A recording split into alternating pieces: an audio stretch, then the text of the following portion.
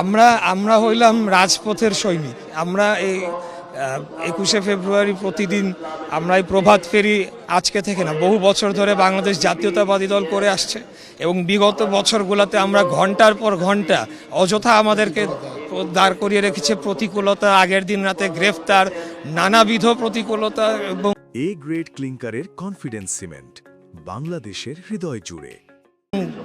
এত ঝড় ঝঞ্ঝাটের মধ্যেও আমরা কোনোদিনও 21শে ফেব্রুয়ারিকে ভুলে যাই নাই এবং আমরা সর্বোচ্চ শক্তি দিয়ে আমরা সবসময় আমাদের সাংগঠনিক দক্ষতা নিয়ে আমরা এখানে এসে শ্রদ্ধা নিবেদন করেছি।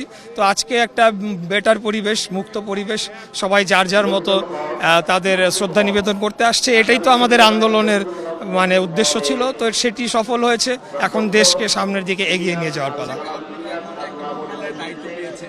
এবং আমরা দেখলাম যে প্রথমবারের মতো জামাতও এখানে শ্রদ্ধা জানাতে আসলো।